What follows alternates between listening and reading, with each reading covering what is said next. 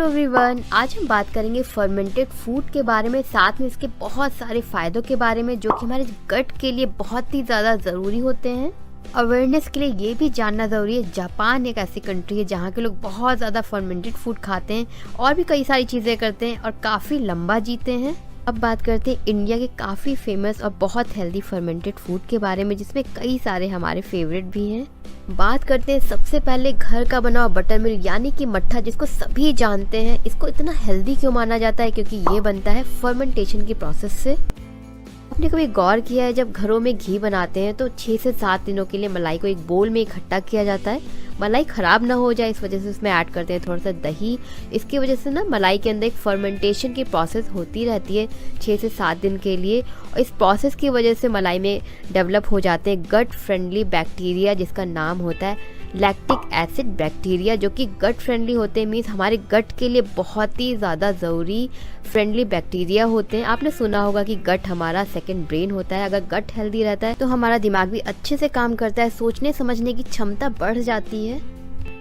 इसी वजह से मट्ठे को एक तरीके से अमृत माना जाता है, क्योंकि इसके अंदर सबसे ज़्यादा होते हैं गट फ्रेंडली बैक्टीरिया।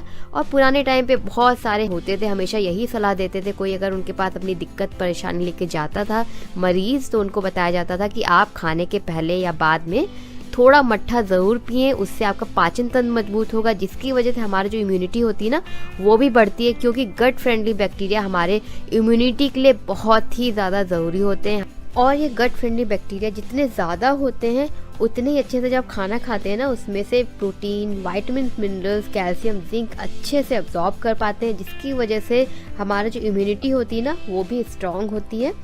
तो अब बात आती है कि इतना जोर क्यों दिया जाता है इम्यूनिटी स्ट्रॉन्ग करने के लिए। तो आप आसान शब्दों में समझ सकते हैं कि आपके शरीर का जो इम्यूनिटी जितनी ज़्यादा स्ट्रॉन्ग होगी उतने कम चांसेस होंगे कि आप बहुत ही कम बीमार पड़ते हैं, कम सर्दी खांसी जुकाम होता है। और आपका इम्यूनिटी सिस्टम जितना वीक होगा, उसको एक तरीके से आप कवच समझ सकते हैं। कवच जो आपकी रक्षा करता रहता है रात दिन रोगों से लड़ने के लिए। अगर आपका कवच कमज़ोर है तो आप जल्दी जल्दी बीमार पड़ेंगे। अगर आपका शरीर के बाहरी एक कवच होता है वो बहुत स्ट्रॉन्ग है तो बहुत कम चांसेस है आप कभी कदार ही बीमार पड़ें। मट्ठा पीने का एक बहुत बड़ा फ़ायदा ये है कि गुड बैक्टीरिया की वजह से मट्ठा हमारे कोलन को काफ़ी हेल्दी रखता है, साफ़ रखता है, साथ में हमारे गट के लिए बहुत ज़्यादा हेल्दी होता है।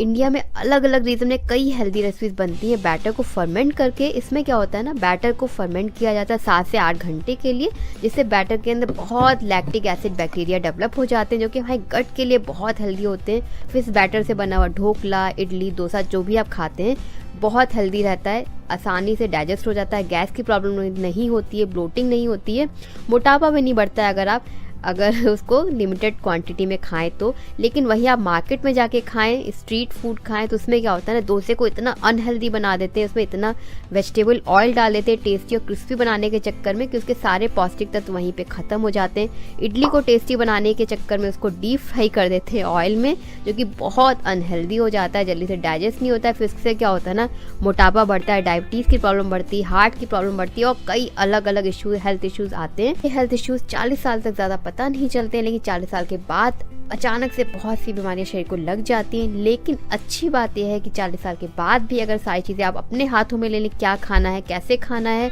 उठना बैठना, व्यायाम, योगा, सारी चीज़ें इंक्लूड करें, तो आप देखेंगे कि वापस से आप अपना बॉडी को हेल्दी बना सकते हैं। इसी तरह फर्मेंटेड फूड की श्रेणी में आती हैं फर्मेंटेड वेजिटेबल, जैसे कि हम लोग खाते हैं ना सिरके वाला प्याज, उसी तरीके से वेजिटेबल को भी फर्मेंट किया जाता है, जो कि काफ़ी हेल्दी होता है हमारे गट के लिए। कच्ची सब्जियां खाने से काफ़ी सारे लोगों को गैस, ब्लोटिंग की शिकायत हो जाती है, लेकिन फर्मेंट करके खाने से सारे इशू काफ़ी हद तक कम हो जाते हैं। हमारे गट के लिए बहुत ज़्यादा हेल्दी होता है। इसका वीडियो डिस्क्रिप्शन बॉक्स में दिया होगा, आप देखना चाहें तो देख सकते हैं। इसी तरीके से कांजी और भी कई सारे फर्मेंटेड फूड होते हैं, जिनकी किसी और वीडियो में बात करेंगे। अगर आपको कुछ 1-2 रेसिपी चाहिए, उनका लिंक डिस्क्रिप्शन बॉक्स में दिया हुआ, वहाँ पे आप जाके देख सकते हैं। आई होप आपको ये वीडियो हेल्पफुल लगा होगा। अगर अच्छा लगा तो ज़्यादा शेयर करें फ्रेंड फैमिली मेम्बर के साथ में। मिलते हैं नेक्स्ट वीडियो में, तब तक के take care and thanks for watching.